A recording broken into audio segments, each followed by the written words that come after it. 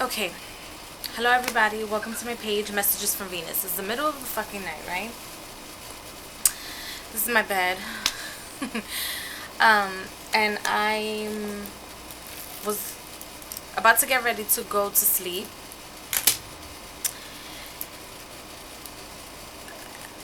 And I just had to make this video. I have about 30 minutes to record this video, and it's a lot of information.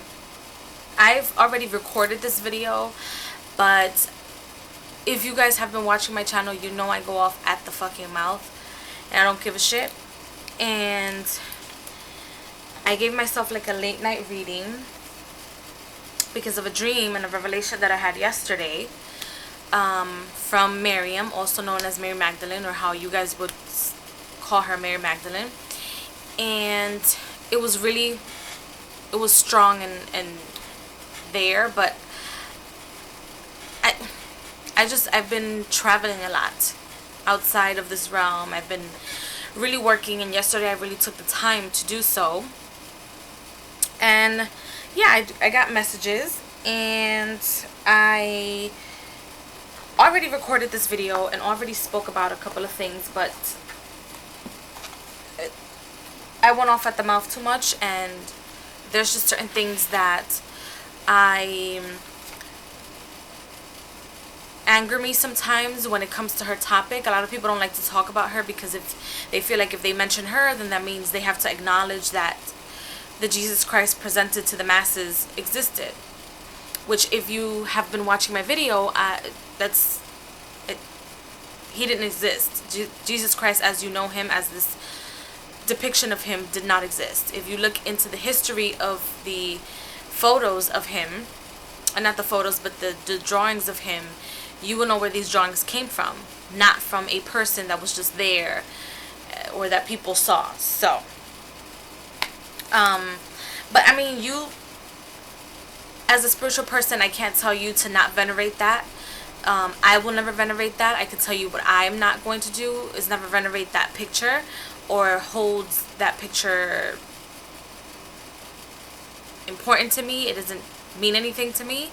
And with that being said, the depictions of that the masses know as Mary Magdalene, to me, are not real, because she's never shown herself to me as that depiction. However, if you've worked with her, or if you want to work with her, you see her as you want to see her, and that is how she will present herself, because that is how you feel comfortable with her. Because once you reach the level of a spiritual being, or a spiritual guru,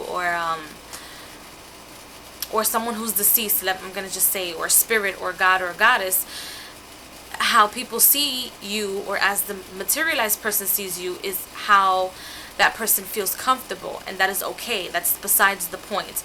So I just want to get that out there. But I want to just give you guys insight about her, because her feast day is coming up. July 22nd is her feast day, and I just wanted you guys to have information, and she wants you guys to have information about her, that maybe some of you guys know, some of you guys don't know. Some people that say they are her reincarnation, or feel as if they are her reincarnation. Some people are frauds, as you know. A lot of people say they were Jesus Christ, and clearly that was just not the case.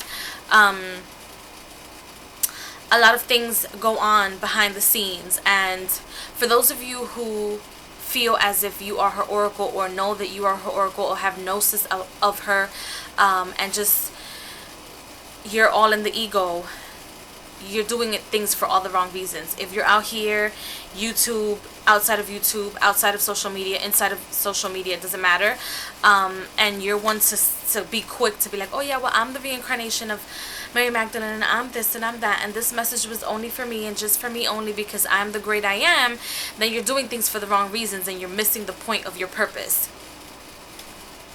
If you are truly who you say you are, you're missing the point.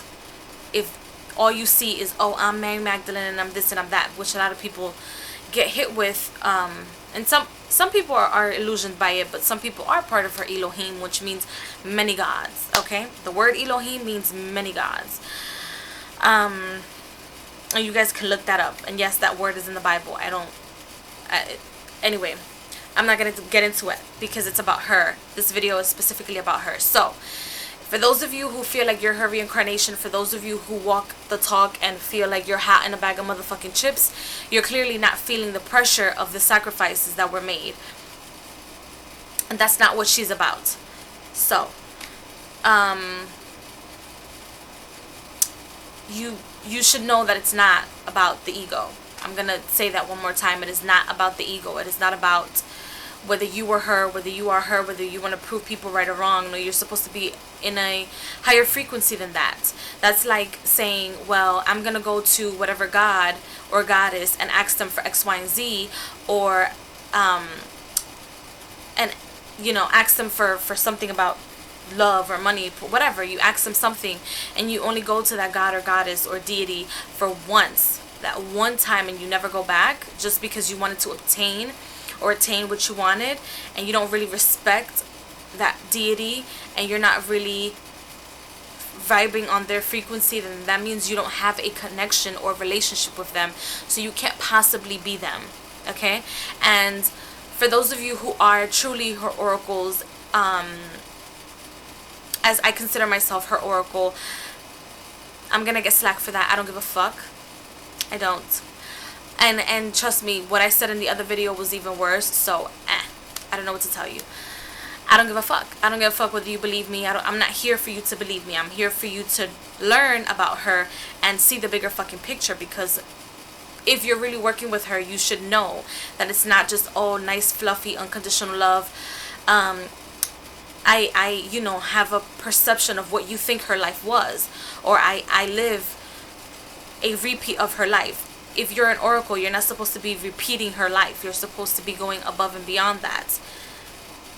You might have certain attributes of her physical self, or you might have certain things happen to you within your life that happen to her, but you're supposed to know better and not repeat the same cycles. Like, you're not supposed to end up alone. Some of you guys are ending up alone because you're stuck in that egotistical, I don't want to bow down to anything, I don't really want to work on myself bullshit. And I'm speaking directly for those people who either want to work with her or already feel like they're her, or you feel like you're her oracle, whatever the fucking case may be. It's your life, it's your spirituality. You vibrate however the fuck you want. I'm just here to give you the fucking real. Because I don't get it. Like, if you really truly understood the story and not what's being fed to you in books and bullshit and being stuck on, well, I feel like she was the one that was behind everything and I feel like she was the one that created it. That's bullshit. Okay, that's bullshit. When you're a mystic, the divine feminine and the divine masculine always find each other. No matter who said what, no matter who was behind what. I mean, we fucking know that. The divine feminine is wisdom. Whether you want to call the divine feminine Mary Magdalene, you can call her Sophia, you can call her Hecate, you can call her Aset, also known as Isis, you can call her whatever the fuck you want.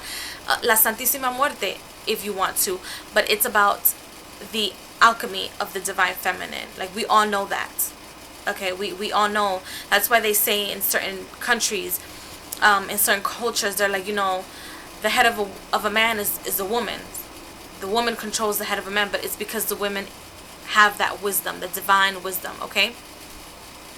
So when you're not vibrating on that frequency, you can't possibly be somebody's oracle, especially somebody of such high regard, regardless of what it is that you read in books, in the holy scriptures, etc., etc. So I'm going to start off with, I wrote things down, yes, because I don't want to miss anything. So for those of you that don't know, Mary Magdalene is mostly known as Mary Magdalene or Mary Magdalene, but she also goes by Mary of Magdala. She, in the Coptic scriptures that they've apparently found, yeah, she signs her name as Mariam and Mary as well, mostly Mariam, or Miriam with an M-I instead of M-A. In parts of France where they say that they have her relics or her skull, they have her down as Saint Mary Magdalene or Saint Mary of Magdalene or Madeline. I'm not quite sure how they pronounce it. And yes, my name is Madeline. Yes, yes. Her feast day, like I said, is July 22nd. This is information that you're not going to find in any book. You're not going to find this in any scripture. Not about her feast day, but the frequency of her numbers. I have not heard anybody or any of her oracles or anybody come out and say that these are the numbers that she vibrates on. But like I said, I consider myself an oracle of hers. I don't consider myself the top of the fucking notch, the only motherfucking one, the only one with consciousness of whatever, because it's not about the ego. No. But when you're an oracle, you're supposed to know more than what's being fed to you by social media and the hands of the human being. Okay? So her feast day is July 22nd. July is the 7th month. And I'm going to give you a couple of information about the frequency of the number 7. The number 7 is known as the seeker, the thinker. In the tarot, it's the chariot card. The number 7 is also associated with a big part of creation. There's like 7 days of the week. The number 7 is a very powerful number, etc. I'm not going to give you everything because I would like for people to go and study these things themselves. As an oracle, I'm not supposed to just hand feed you or spoon feed you shit. I'm going to give you the information and you can go ahead and put 2 and 2 together or not. Whatever you want to do. The number 7 is also associated with the Christian goddess Sophia, who's always seeking wisdom, who is the representation of the divine masculine's wisdom. She, just in case you guys didn't know, Sophia has a fascination, or had a fascination, with creation and transformation and death and the creation of the universe. The color for the number 7 is purple. It speaks about balancing, checks and balance, justice, the rule of Ma'at, or the laws of Ma'at, I should say. It represents Mercury, which is the planet of communication. And in the downside of the number 7 is that most people that have that frequency are or seem to be codependent on either one another or other people or places, things, etc. The frequency of the number 2. The number 2, it signifies power. It signifies spiritual power above all. It also signifies the 22 cards of the major arcana because it is the spiritual path of someone or of the individual. Allegedly. I'm going to say allegedly because not everybody believes in that. The downside of the number 22 is fear and failure. So if you fail, you have to go back to the 0, which is nothing. So in the beginning there was nothing, so you have to start off at nothing, which is the number 0, when in reality the only numbers that exist is 1 through 9. Just a little hit of numerology. The number 4 is the number 22, so 2 plus 2 equals 4, because as I said, the only numbers that truly and honestly exist is the number 1 through 9 if you study numerology. And the power of the number 4 is the Emperor, masculine energy, in the tarot. And the number 4 is also associated with Earth, the earthly plane. It's associated with Aries. It's also associated with waters and the metaphysics of the moon, and salt. And a lot of people don't know this, but a lot of things that happen around people around the Magdalene energy or the divine prostitute energy, and those of you who study the tantras, it's not just about sexuality, but it also has to do with the number 4, which has to do with, like I said, the moon, and the moon's energy and water. Everything and almost everything that has to do with the moon always goes back to water. And a lot of the deities that are on the same frequency as Mary Magdalene are in either the elements of water or for whatever reason are representatives of unconditional love or the moon. And I'm going to say whatever reason, not because I don't know the answer, but because it's really up to you to use your discernment on what that reason is. And of course your research, because you're supposed to be hitting those books, right? Where you find information about Mary Magdalene, if she does not approach you in any way, shape, or form, and you want to work with her, you can find her information in texts like the non-commodity scriptures. There's different books published, or different publishings of the Nag Hammadi scriptures. You can find her in her own Gnostic text. She wrote her own book. It's really short. I'm sure there's more information that is being hidden from people. You can find her on Google. If you type in her name Google, you can find her information in the Holy Bible, or the Holy Bible. And you can also find information of her in tarot cards, such as the mythical goddess Tarot. She's on here as the devil, which represents attachments. You can find her in Judica Ills or Isles. She has an encyclopedia of spirits and gods, deities, etc., etc. You can find information of Mary Magdalene in the book. This is not the actual book, but I can't find mine, but I do have it. This is the spell book that I have. You can find several books, several people that have written information about her and that have gnosis about her and have published that gnosis.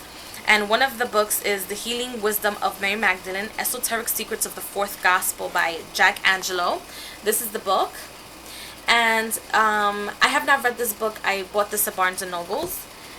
I have about 11 minutes to go. I have The Gospel of Mary of Magdala, Jesus and the First Woman Apostle by Karen L. King. And this is a different depiction of what you usually see her as. I haven't read this book either. You can find her in The Gospel of Mary Magdalene by Jean Ives Leloup. I've read this book a couple of times. It's fantastic. This was gifted to me on my birthday. It's fantastic.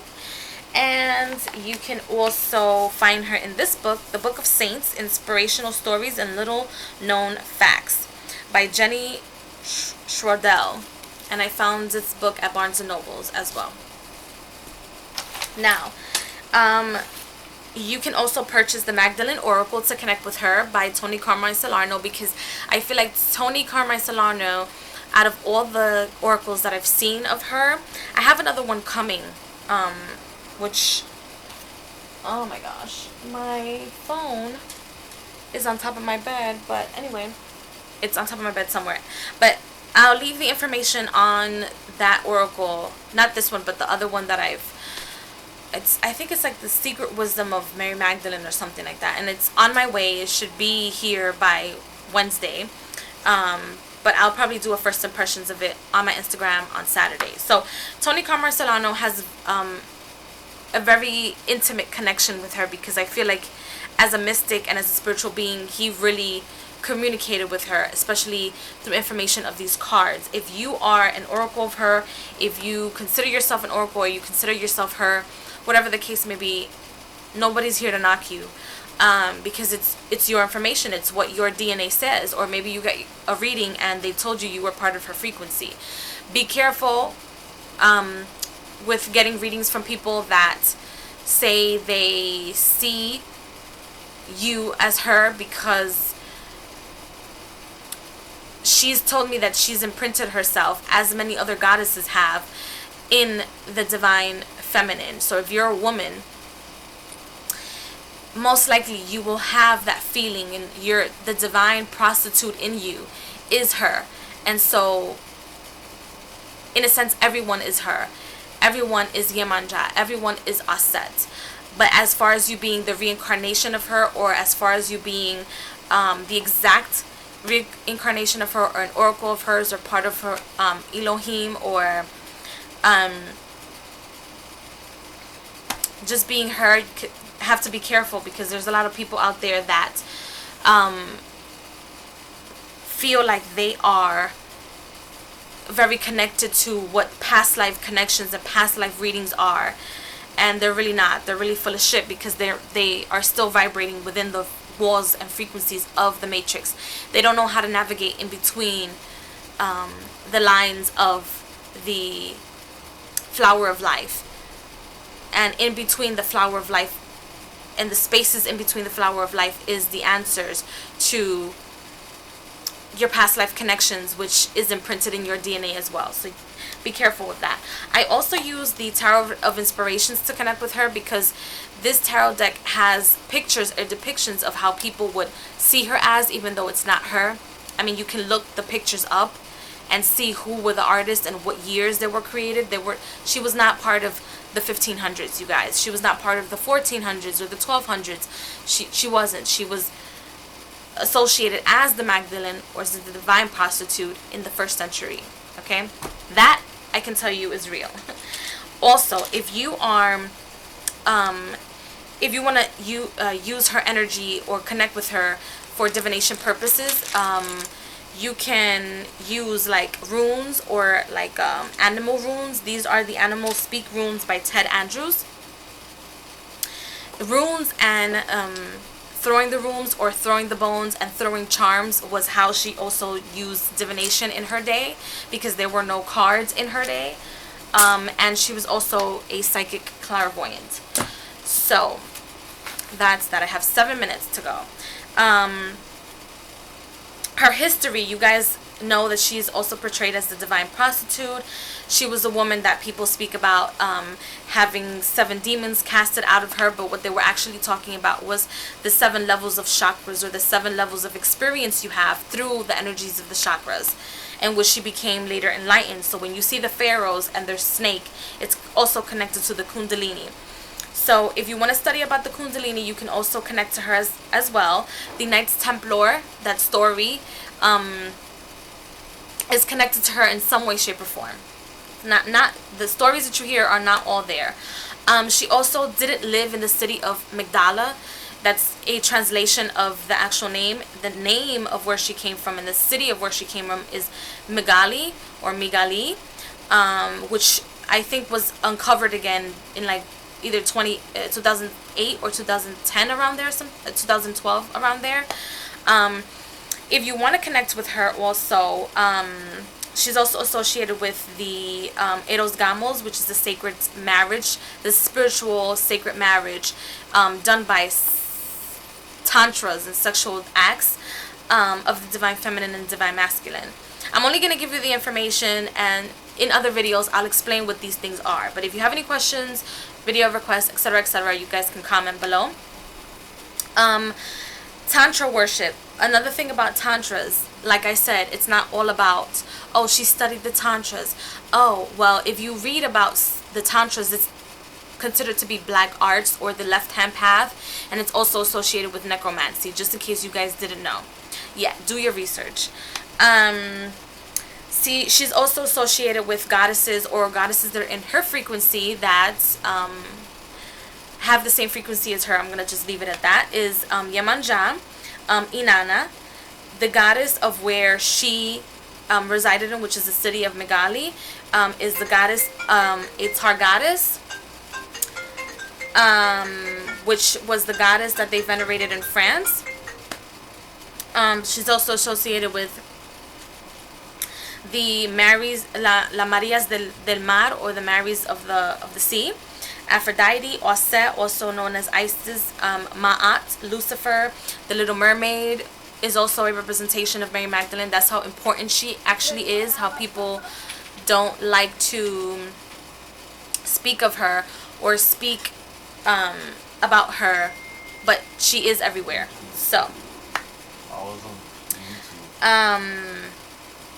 on, I'm gonna place on hold for just a minute. Alright, so I have 4 minutes to go. So you guys can look up information about the alchemy of the Little Mermaid. They're actually talking about Mary Magdalene and Yemanja, so that's why they have an association. Ishtar, Oshun, Thoth, nymphs of the water are also associated with her. The planet Venus, Sophia, Cleopatra, and Nefertiti. I'll get into that in another video. Her physical, most of the time people see her as a Caucasian woman with red long hair. A lot of things were whitewashed, but if you want to see her as that, you can as well. Or maybe it's in your memory, or maybe it's in your some type of lifeline. Maybe you were in a different lifeline as her reincarnation. I don't know. She's never shown herself to me as that, and she's been around me all my life. When I'm talking about all my life, all of my life, okay? Like as a little girl, 3-4 years old, she's been there. Also the color white, alabaster jars, rose quartz, skulls are associated with her, books are associated with her. Skulls don't the picture, it's like a hidden message. She wants you to know that, by the way. It's a hidden message. It doesn't mean knowledge. The books mean knowledge. The skull is a representation of death and her associations and relationship with death and necromancy, besides the fact that that skull belonged to someone. Okay? The cosmic egg, she works a lot with the herb spignard and roses. If you want to connect with her or you want to build a shrine to her, these are the things that you can put on there, which is spignard, roses, rose quartz, crystal skulls. Most of the people that work with her, she likes to work with men, mystics, of course, beauticians, midwives, yes, because midwives represent the bringers of life. And so if you're assisting a woman bring in life, then you're automatically within that divine feminine frequency as the act is going on. People with low self-esteem, she loves to bring people to higher vibration. Fishermen, mothers, and prostitutes. Strippers, etc., etc. She was a healer. She works with the heart chakra. She loved to dance. She still does. So those of you who want to activate the Magdalene within you, you can sign yourself up for dancing classes as well. She loves that. You can find her in stories about the angelic realm. She was a Catholic saint. She's a very curious person, creature, thing, spirit, individual. And the colors associated with her is the color red, which means sensuality, power, and healing. The color white, which means clearing, healing, goddess energy, God consciousness, Christ consciousness, and a pink, which is unconditional love. Also, another little thing, I have about another minute left on here. If you want to work with her, this is the amulet that I use. I'm showing you this because I bought it for like $1, but I consecrated and I did a beautiful ritual for her to connect with her energy. If you want to connect with her energy and you want to give her an offering, besides giving her like roses, makeup, you can put makeup on her shrine. Himalayan sea salt, you can put that as well. Rose quartz, you can put that as well. You can have an amulet that you can wear when you want to do meditations in her honor or trying to connect with her in her honor as well. So that's the information that I have for you guys. If you guys want to contact me, talk to me, I don't give a fuck about your nasty comments or anything that you have to say about me being her oracle. I don't give a shit. It's not about her ego. It's not about your ego. We're here for the bigger picture. I send blessings and love to everybody. Ashe to the all, peace to the all, and darkness. So I'll see you guys in the next video. Bye. Good night.